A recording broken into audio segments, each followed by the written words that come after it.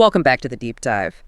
Today we're taking a look at some really, profoundly practical material shared by Bryan Post. It's focused on emotional regulation, especially for parents. Yeah, we're diving into his lesson from the parenting matrix about, the surprising power of something we do thousands of times a day, breathing. Exactly. Bryan Post really elevates it. He says breathing isn't just biological. It's actually the key to your source of power. Your source of power, okay. Yeah, he talks about how it unlocks your energy, your vibration, your frequency, which, might sound a bit abstract at first. A little bit, yeah. But think of frequency as like the emotional weather you're putting out there. Mm-hmm. And vibration is the energy you carry into a room. Okay. And conscious breathing, that's the switch. That's what lets you choose that weather, choose that energy. So our mission today is really to unpack how this simple act, breathing, can move us from, stress and chaos, that feeling of constriction, into awareness, presence, and control. Mm-hmm. Let's get into it. Okay, so Bryan Post draws a really direct line here. He says, mindful breathing leads to awareness. Right. And awareness means you're fully present, like right here, right now. And being fully present, that's what the power is. That's exactly it. That's when you're fully in charge of your energy, your vibe, your frequency, whatever term you want to use, you're in the driver's seat. Okay, so contrast that. What happens when we're not breathing mindfully? When we're stressed?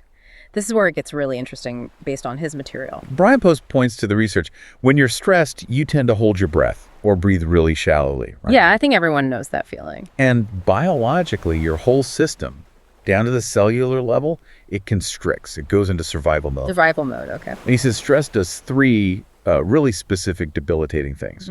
One, it makes us react based on the past, like old habits, old wounds. Two, it makes us obsess about the future, worrying, anxiety. Right. And three, crucially, it completely pulls us out of the present moment.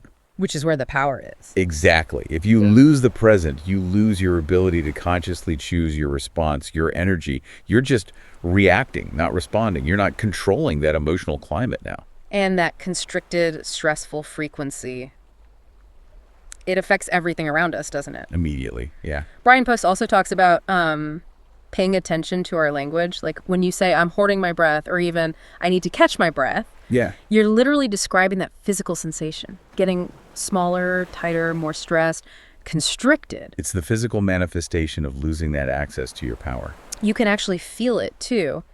He suggests this little exercise.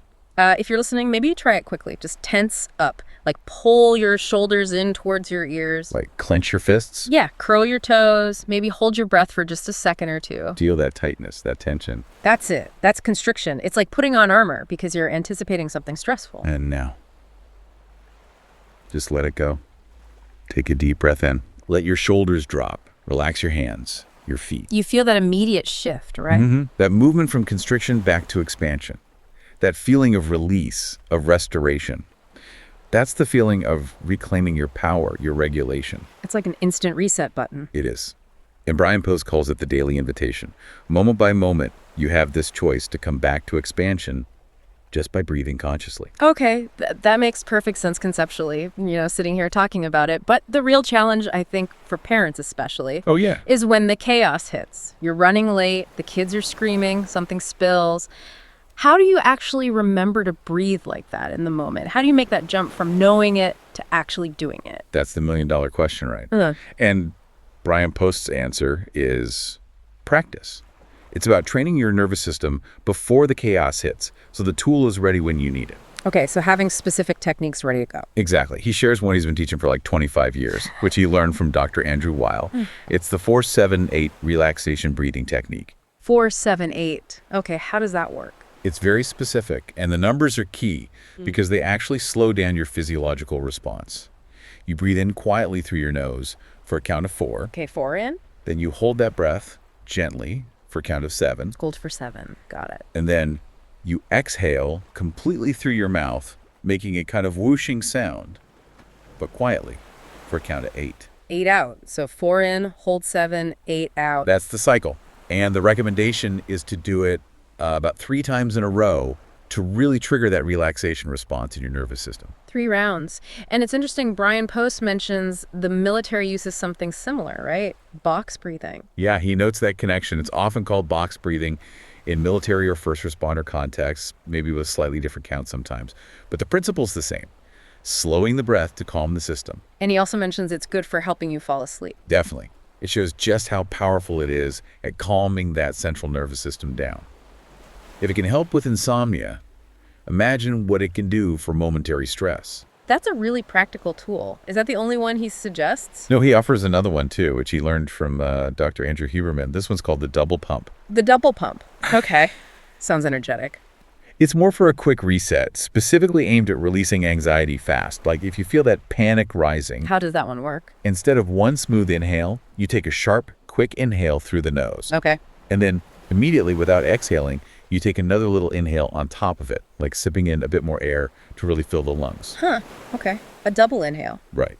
And then you do a long, slow exhale through the mouth. So quick sniff, bigger sniff, long exhale. Pretty much. That double inhale, that physiological sigh, apparently it's one of the fastest ways to offload carbon dioxide and signal to your brain to calm down.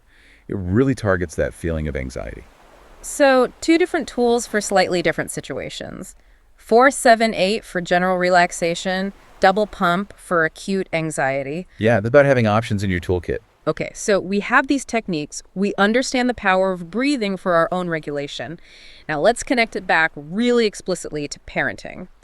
Bryan Post asks this crucial question. Yeah.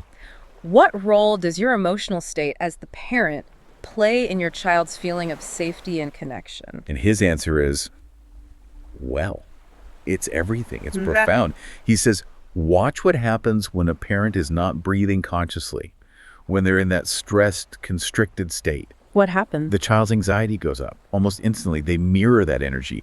They feel insecure, anxious, because their main source of regulation, the parent, is broadcasting stress. Wow. So our stress literally creates stress in them. Directly. It's a nervous system to nervous system communication, often totally nonverbal. They pick up on your frequency. But the flip side, and this is a really hopeful part. Absolutely. This is the key. When you, the parent, are consciously breathing, when you're regulated, when you're present, watch the child. They calm down too. They relax. Their anxiety reduces. Your calm breath, your regulated state, is like sending a signal directly to their nervous system that says, it's okay, you're safe, I've got this. So conscious breathing isn't just about managing our own stress. It's actually relational. It's about creating safety for our kids. Exactly. It's probably the most powerful form of relational care you can offer in those tough moments. It keeps you present in the relationship, actively signaling safety, way more effectively than just saying calm down ever could. Right. Because you're embodying the calm you want them to feel. You're embodying it. That's the perfect way to put it. Okay. So if we boil it all down from Bryan Post's material. Yeah, the bottom line is this. Conscious breathing isn't just about air.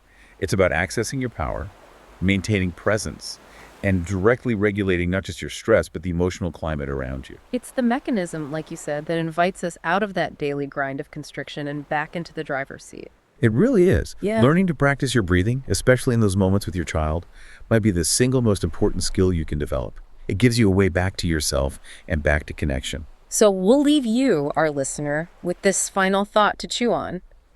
If your breath literally controls your emotional frequency, and we now know that frequency directly impacts how safe and secure your child feels, how often might you be unintentionally broadcasting stress or anxiety simply because you're holding your breath, caught in constriction?